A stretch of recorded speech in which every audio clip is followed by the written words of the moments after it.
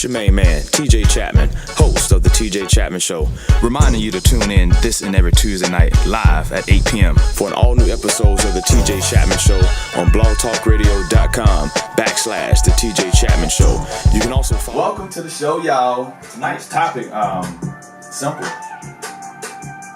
Would you hit that on the first date? Absolutely. No doubt about it. That word, would you have sex on the first date, man? Absolutely, no doubt about it. I don't see nothing wrong with it if between two consensual adults, make sure you take care of yourself. Now, don't be out here, be out here giving everybody your steak rare on the first night, man. That's it, man. That's how you. Man, listen here. That's how you get down, though. Make sure you wear your raincoat in the thunderstorm, just. People think about morals. People think about what they might think, what would go down, or would she like me, or they're just like, oh my gosh, I can't do it. Well, what about the second date? Does that make it any difference? I'm gonna tell you, honestly, I'm just speaking from my own personal experience. And, anytime that, I ended up seeing somebody I hooked up with on the first date, we had a very strong, passionate relationship. Because not only did we get it on the first date, but we got on the second, the third, and we just kept going on, and we had a good thing going on. And it just totally changed the way that I felt about that. You know what I'm saying? Because sometimes, you might have had your dry spout. You might have went a few months without getting your pole wet or something like that. This man said the pole wet. Wow. And that's the first one. Well, listen, man. We might have children listening to the show. I want to keep it as PG-13 as possible. No, they little ass need to be in the bed. Well, hold on now. We got listeners. Hard head now. We got listeners on the West Coast right about now. They 3-4 hours behind us. They driving right now. They get off work. They driving. And so they might have kids in their car. They might pick kids up from school on the West Coast. Mommy, what's wet the pole mean? No, listen. I promise you got one of them 3-4-year-olds in that car right now asking that question. You think I'm playing? First of all, I appreciate a woman that look at me and be like, you know what, you handsome. I want to give you something. That's real. You know what I'm saying? I appreciate that. You are so great. A woman was kind enough to cut the games out and give you the draws on the first date. And you gonna go talk trash about it? You ungrateful bastard. Hey man, we're gonna pause for station identification because this is another loose cannon moment, y'all. Catch comedian Loose Cannon for a Loose Cannon moment, giving you his perspective on real life situations from a comedian's point of view. Tuesday nights on the TJ Chatman Show. Hey, what's going on, y'all? This your Loose Cannon moment this week. And, listen, I hate people that lie. And right about now, I got to call my vegans to the carpet for the Loose Cannon moment. Because vegans will tell you anything. But let me tell you, I was at a vegan friend's house the other day, and he was cooking something that smelled kind of good. I was like, well, what's that you cooking? He was like, oh, it's just a little something. Would you like to try it? I was like, sure, why not? So he put something funny looking on a plate in front of him. I said, what is this? He say, it's chickenless chicken. Explain to me which part of the chicken is chickenless. Is it the breast? Is it the thigh? Is it the wing? Which part of the chicken is chickenless? You know what I call chickenless chicken? Cow. That's what I call it. That's what I call chicken. Pork. I call that chickenless chicken. All right. So for the vegans out there, don't just keep it real and just say whatever it is. You ain't got to lie to kick it. It ain't meat. All right. The only mystery meat that I accept in my life is Spam. I'm 30 years old. I still don't know where going Spam. All right. I'm just letting you know what time it is, and that's all we got for the Loose Cannon moment this week, baby. You can have good standards and still like to get it in, dog. I'm a living witness. You can have good. I got standards, all right? I got standards, but if you try to get in these draws on the first date, I might let you have it. Wow. Straight like that. Just like that. No chasing. Well, what about some of the guys that say, you know what? I respect the woman who doesn't like to give it on the first date. I don't want to give it up on the first date because I don't want her thinking that I'm a dog. What about the fellas that say, hey, I don't do it on the first date because A, ain't no telling how many others she done gave up on the first date. What about them guys? Well, you know, listen, like I say, you know, everybody got their own individual preferences or whatnot, you know, so I can't really speak for them fellas, but I'm letting you know, ladies, if you see me out here in these streets and I start looking like a snack to you, go on, shoot your shot. I'm easy, you know. Cause like right now, I had a couple of coworkers that actually talked about it, and they really said they don't they're not against it, but at the same time, you know, if you both adults and you both are feeling each other, you know, why wait? And now listen, I'm not saying that every person that breathes on you got to get it on the first date, now, you know what I'm saying? But you know, if the chemistry there, and you know, and y'all feeling the vibe, go ahead on and, you know, get the dust knocked off with you one good time. Wow. Well, so what do you call porn stars then? They getting it on the first date? No, they getting it on the first occupation is what they doing. They getting it on the first occupation. That ain't no first date. You know, listen, like I say, I always say, y'all gonna continue to hear this my saying. Grown cars got miles on them, all right? Now, I know that this grown car that I drive, it got some miles on it, all right? So, and it done been places, you know, and I know I ain't the only one that done let somebody get the draws on the first date. I feel like there's nothing wrong with being a sexual person, you know. I got different views, you know. I took human sexuality in college, and, you know, they educated me on some things, and, you know, kind of, you know, reshaped my perspective on some things. Like I say, the only, you know, excuse me, you know, for the ones that got the cheering out there, I mean, my philosophy is, only women I got a problem with is the prostitutes, you know, them. They giving up on the first? Look, no. Well, actually, the first car. No, they giving it up on the first payment. Cash App, PayPal, you know what I'm saying? You know, so, you know, the first light bill, you know, because there's some undercover prostitutes out here that's prostitutes, but they don't know they prostitute. And they doing it for light bills, water bills, rent money, a purse, you know, use a hoe too. You know, I hate to be the one to break the news to you, you know what I'm saying? You know, I will be the first that, you know, I got the phrase, it's a new hashtag, it's called hoe tagging. I don't believe in hoe tagging, you know, and I define hoe tagging as the improper use of the word hoe. Every woman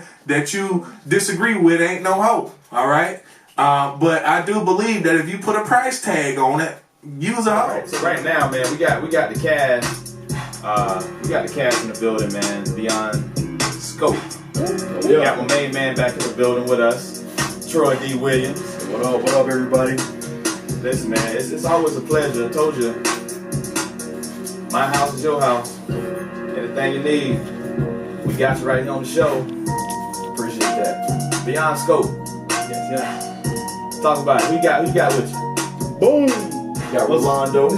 Yeah, man. What's going on, y'all? What's happening? This is Rolando Wharton, aka Nick Walker. I'm Beyond Soap. In the building. Just like that. So tell us what is your character in this film? Absolutely. So my name is Rolando Wharton. I play Nate Walker. He is the co-protagonist of Beyond Scope. The main character of Beyond Scope is Sullivan Lane, which will be he'll be here shortly. Okay. But Nate Walker plays his best friend and kind of the yin to the yang of his character. He's a former Marine. He's also a high-ranking agent with the DOD, which is the Department of Defense. Right. So he floats in between both of those worlds, mainly Department of Defense and the agency world, basically hunting terrorists. That's essentially his job. That sounds like 24. Very similar. Sounds like 24. Very similar in that regard. In fact, Nate Walker has a position that's very similar to one of his co-stars' position. Wow. Yeah. That's pretty dope. That's actually a character I can kind of look at. I got to look at a couple people in that show, 24. It's funny you mentioned that one. Wow. But that's Nate Walker pretty much in a nutshell. He's a little bit smooth, mixed with a little bit of Batman, if you will. He's kind of the movement behind the scenes. He's working in the shadows to help Sullivan Lane accomplish his own goals, and he's the plug. He's pretty much the main resource as far as weaponry and technology, and kind of putting some things together behind the scenes to make things happen. You be getting around. You go from being a stockbroker playboy to shooting guns in the woods and shit. So let's go and talk about your character. Yeah, man. Well, I have the distinct honor to play Elias Cole, who is a former Army Ranger, and basically he got a dishonorable discharge. Some stuff happened there, and then he gets recruited by this private security firm. You know, so it's either go to jail or you do work with this firm. They handle actually domestic terrorism, stateside terrorism in the country. And basically, he's like a super soldier. He has a great deal of discipline, a great deal of restraint. He's super strong. It's like I call him a super soldier. He can actually smash anybody, but he has that will and that restraint to where he won't unless he has to. So he kind of where he comes into the storyline is the firm that he's working for. They're actually doing some bad business practices that he doesn't agree with. He's a very ethical guy, so he finds himself kind of in a conflict of, does he go along with the flow of what they're doing, or does he go with what's right? And that kind of puts him in the middle of the entire storyline. Okay, cool. So how was it being able to bounce between gigs? Being in a comedy drama to a action drama. Well, it's challenging at times, but I mean, this is what I love to do. So the good thing is when we were actually filming, whenever I'm working on one project and we have like a lot of filming dates come up, I'm able to communicate that with other projects I have going on, so I can have that time to where I can fully commit to one at a time, because it's hard to do multiple projects consecutively, boom, boom, boom. You don't want to take away from your performance on one. So, I think each project gave me enough time to where I could really just immerse myself in whatever role I was playing. We got Miss Serena building, Beyond Scope. What's up? Hey. I play Roseboro in Beyond Scope, and I'm also the producer on the project as well. Okay, so what actually inspired Beyond Scope? Like, what drew you? This was actually a story that was written by Aaron Chatman, who's a screenwriter, and he's I'm actually the co-producer. He's the producer of it, and Written by who? Aaron Chapman. You got a cousin out here making films, and you don't even know it. That's with a P though. That's what she just said. Oh, excuse me. Chapman. Excuse me. Stand down.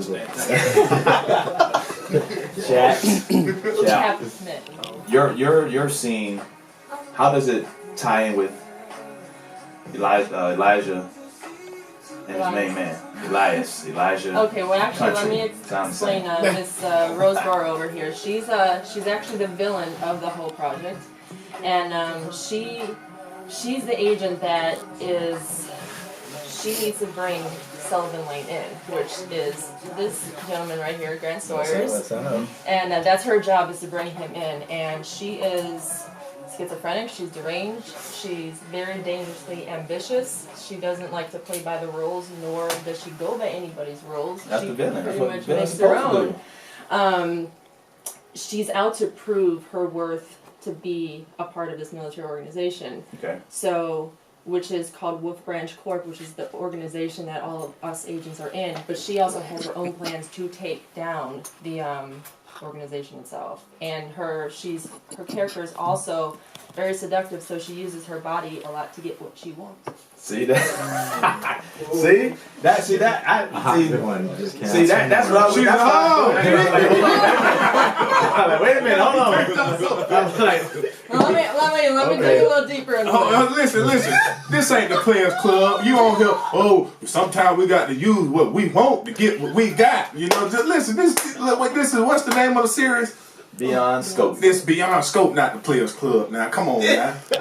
I'm just teasing. This ain't your interview right now.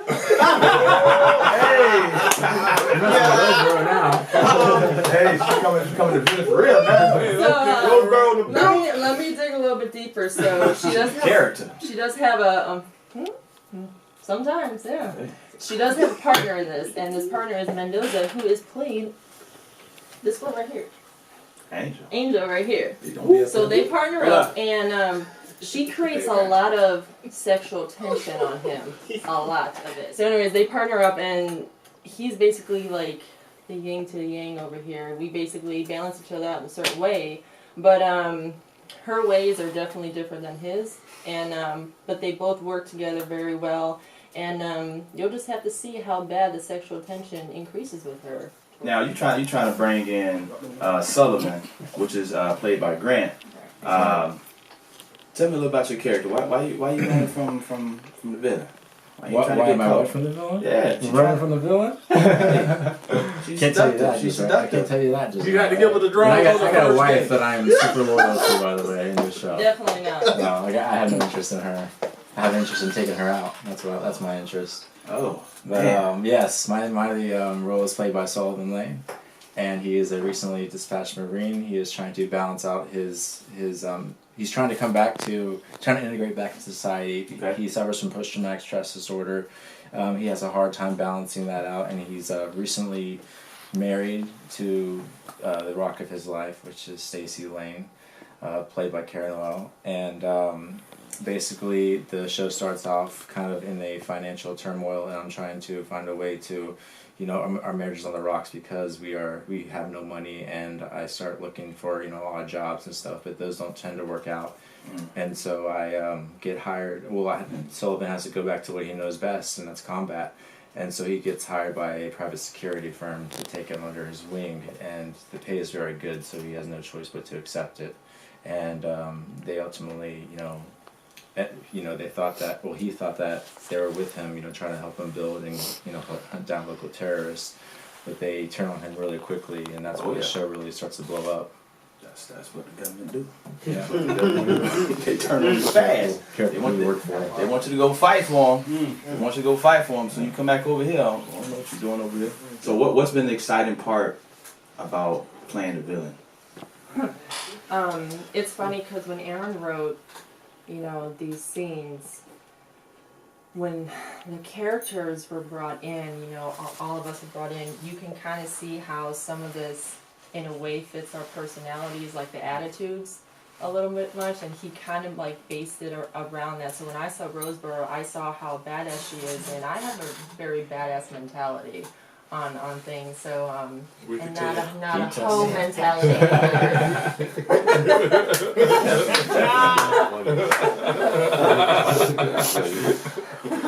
So Grant, what about you? What's been the most exciting, part in, doing Beyond Scope? Well, I am very fortunate, to for this to be my first role. So this was a very, interesting challenge for me. I've been studying acting for a couple of years prior, but this was something that I could really sink my teeth in and watch a character actually evolve over time, as well as my acting. So I've been very fortunate enough for Aaron to give me the opportunity to, be the lead on this project. Oh, absolutely, man. Proud for you, man. I've seen some of the trailer pieces from the footage, and Lies over there holding up the guns, both guns. That's why you be working out. Right. What's your character in this, in all of this Beyond Scope? Okay, well, my character is Mendoza. I am an agent of the Wolf Branch military, group organization, and basically my character is with Roseboro, and we're kind of partnered up, searching for the lead character. He's on the run, as you know, as he expressed earlier, because the mission went the way it did, and he's on, now he's a fugitive, and so on and so forth. So along the way, my character kind of brings a bit of the physicality to this. You know what I mean? Like a lot of times in these types of espionage series or movies or shows and whatnot, everything is real streamlined. Mendoza's character is pretty, I don't know how to explain it, but other than kind of if you were to use something old and modernize it. Okay. Think about, when you look at guys like in the 80s, like action heroes in the 80s and whatnot, and you remember the bad guy, and then you remember that one guy who was kind of like, he was kind of cool, you kind of liked him, but oh man, he's the bad guy, that's me. Think about Knight Rider, David Hasselhoff. I don't got to call it talk, but you know what I'm saying? Oh yeah, definitely. So now I'm gonna see how, what kind of spoiler you gonna give us. Good luck. Did you finally catch something? I did find pot of gold at the end of the rainbow. Oh. Yeah, I did find that. Was it a villain? It was a whole pot of gold. Big pot of gold. Yeah. And who was Pot of Gold? It was on the end of the rainbow with a leprechaun guarding it. Oh, Leprechaun. Yeah. So some fellas on the hood from the hood with gold teeth at the end of a rainbow is what you're telling us, basically. No, some little green dudes named leprechauns. Okay, all right. Okay. So what's So the Celtic basketball players. Yes, got gold exactly. teeth. Precisely. See, you're smart, man. That's what I'm talking about. I like that. Oh man. Celtics. Okay. All right. So we gotta watch Conor it. McGregor, you know. We gotta watch it to find out if Sullivan ever gets caught. So how can the people find you? You know, is this like your first acting gig or? Oh, actually, I'm part of a few different projects as well. Some in Orlando, some I've done in the past. I'm tag name if you want to find me on Instagram is Eldorado_Delgado. Just throwing it out there just in case you want, see who the face is behind the voice. I'm watching right now on YouTube. Oh, okay. Oh, what's up? Shout out. Okay, well, in that case, then yeah, it is. So, yeah, this is one of a few projects that I've done. I've done one earlier. I was with a few student films. One of them is actually put into a film festival in New York. Okay. It's called Crowd Work, and it's about a heist. I'm gonna leave it at that. It's about a heist. Okay. So now we couldn't get Mickey because we was having technical difficulties with getting her on, and obviously the AD pitch on there wasn't working either. So so how does Mickey play a role in all of this? What role does she play? Mickey plays Claire, and she is actually we're sisters in it. But Was she the calm sister to try to keep you calm? we don't like each other. Let's say that. Oh, one of them sisters. We don't like each other. She is, she's really amazing. And when she was just, brought onto this project, and I remember watching the interviews, or not interviews, I'm sorry, but the auditions for Claire, for her, and I saw Claire like right off the bat when she was doing it, and her vibe and everything fit the character so well. And when you see her come to life on screen, she's also a badass too. So she definitely holds her own and whatnot, and her character and Elias Cole actually have a character bio in the premiere, so you'll see them connecting within this character bio when you watch the premiere and see how it all comes about. Oh yeah. So I guess my next question would be does she end up getting involved with trying to capture Sullivan? Man, you're gonna have to stay tuned and wait and see what happens. What episode was that on again? Hey. That's the yeah. Yeah, what threw it off was you said she's also a badass. So eventually y'all don't like each other, so y'all got to find some type of common ground to where y'all can become sisters again. So I'm thinking perhaps, you know what, sis, I love you. Let me just help you find him. What can I do? You will have to wait and see. I love it. Show predictions. I love it. I love it. So you got 3 seasons coming up. We're on the first season. We're on the first season. So, how can they tune in? Where would they be able to watch the series at? Nothing's released yet online. The premiere's going to happen, and then slowly but surely they're going to start coming out online and whatnot. But you can go on Facebook, Beyond Scope web series, and everything will be posted on there. I mean, we have the premiere going through on there. Like everything that has to do with the production goes through that page and whatnot. And we all, through our promotion on our own personal pages, but there's that page, and we're also on Instagram as well. So that's more like just pictures and production and whatnot. But Beyond Scope, we post even castings that'll be going on. So if you follow Beyond Scope on Facebook, you can definitely stay tuned with all that. Okay. So you guys have to go back and do any editing, because I'm thinking perhaps if you're trying to capture Sullivan, you might want to get the information out on the radio, perhaps film in here, and we can do a little cameo in the film. Hint. Definitely. Once we start digging into the next episode, which will be next year, then we'll definitely be able to break down the locations and everything that we need. So we just want to get through the premiere, because we all worked so hard. Absolutely. Up until now, we just want to see it come to life on the big screen. So what are some big projects you've had besides Beyond Scope? Have you self-produced or co-produce any other? I actually, back in 2017, I started my own film company called Sophia Lynn Productions. That's my own film company that I personally started, and I'm working on my first short film that is going to be coming out next year, God willing, if everything goes well and whatnot. As far as the other projects I worked on, I did a lot of extra work when I first started and whatnot. I started actually up in Ohio doing a commercial for imported French chocolates when I was like 6 years old. And then I moved on to Florida when I was 16 and whatnot, and I was an extra on Final Destination 4. I didn't have any speaking lines, but it was my first Hollywood production. It was so cool to see how a Hollywood production runs and to be on that set of a movie that everyone really knows about. And it was funny because I was there for 17 and a half hours, and I told myself, you are here this long, you will be seen. I don't care what you got to do. So I remember being on set, and it was filmed out in the Universal Studios in the backlots. And I'm literally in the last 5 minutes of the movie, and I'm in the coffee shop scene, and I looked at where the camera was, and I looked at where I was going to walk through. I'm like, I don't care if you see my ear, my hand, whatever, I'm going to be seen somehow. And you can see my face. So when I went to the theaters and I saw it, I was like, oh, for like 2 seconds, I'm excited. Wow. So we got the tagline for Beyond Scope, how to follow them. So how do the people get to follow you? Because they're watching you right now. So you can find me on Facebook and Instagram under Sheree Sheree, ShereeShearey, and I also have a website, www.shereesheree.com. I know there's a lot of S's, just go with it. just go with Just go with it. You can also follow us on our Facebook and Instagram at The TJ Chatman Show. And remember to keep it locked. The best is yet to come. Let's go.